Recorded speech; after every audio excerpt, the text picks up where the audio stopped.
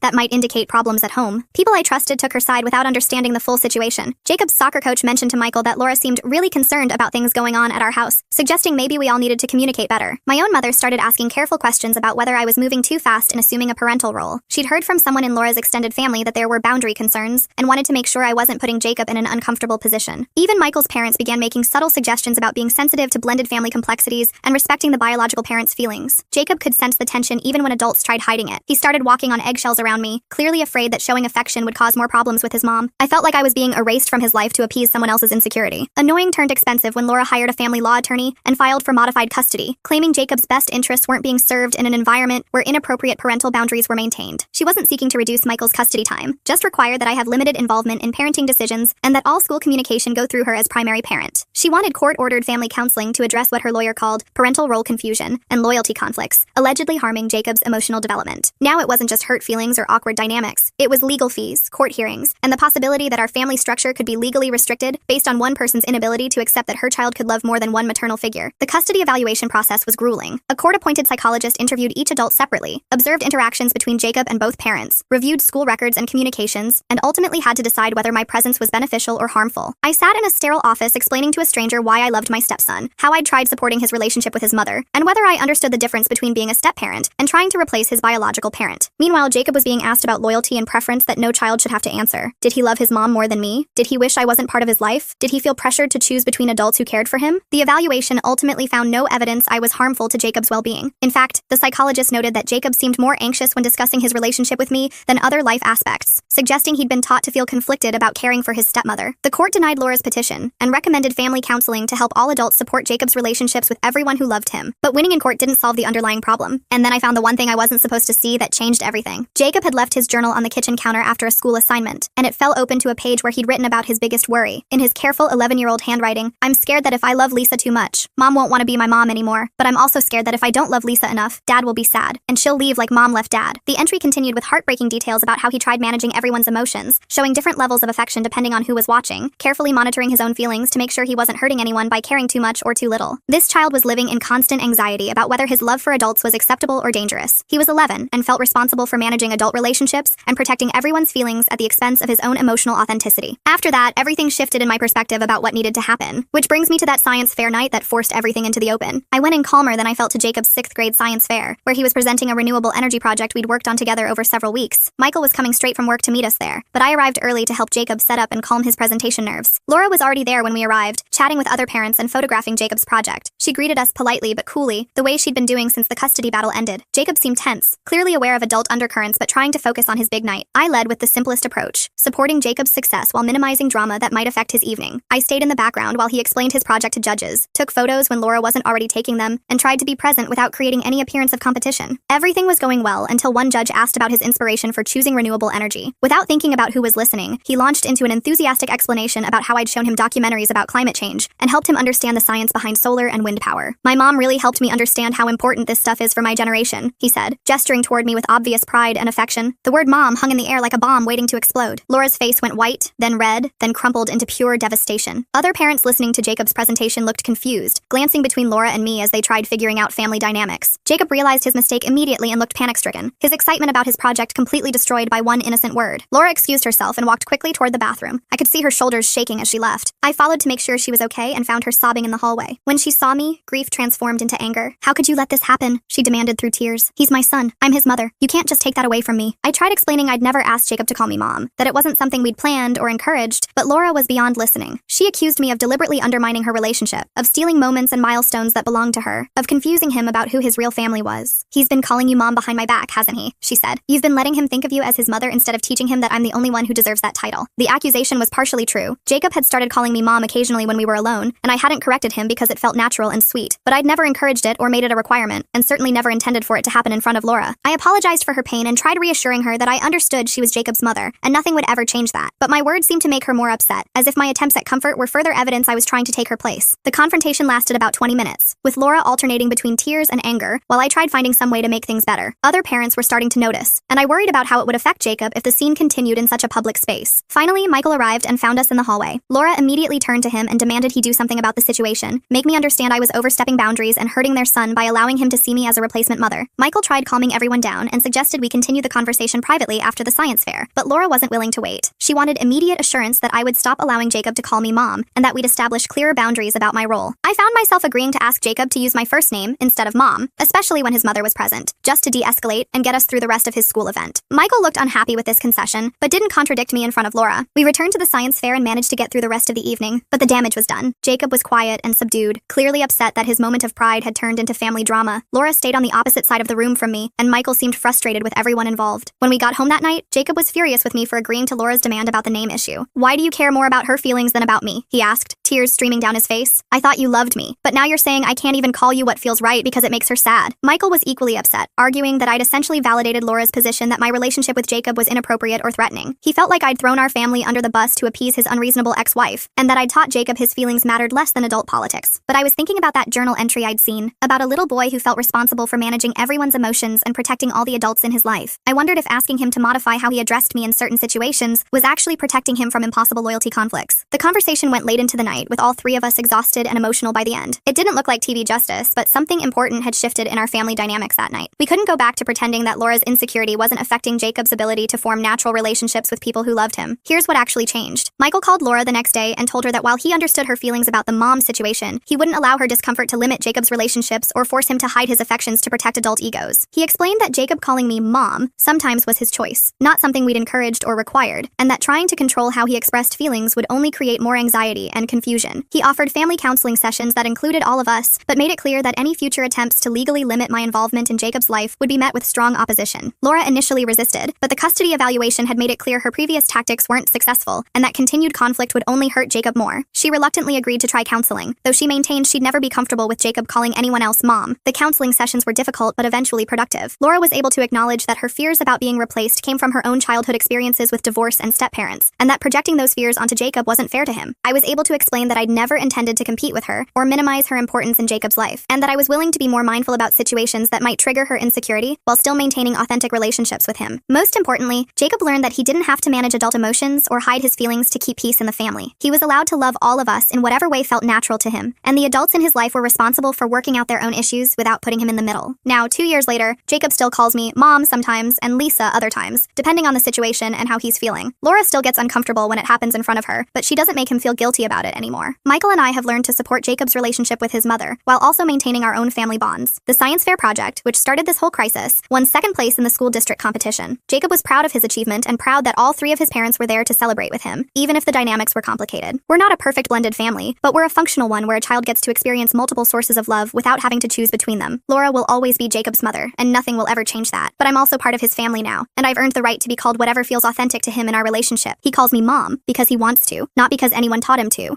Thanks for watching. Don't forget to subscribe, like, and drop your favorite part in the comments. See you in the next one.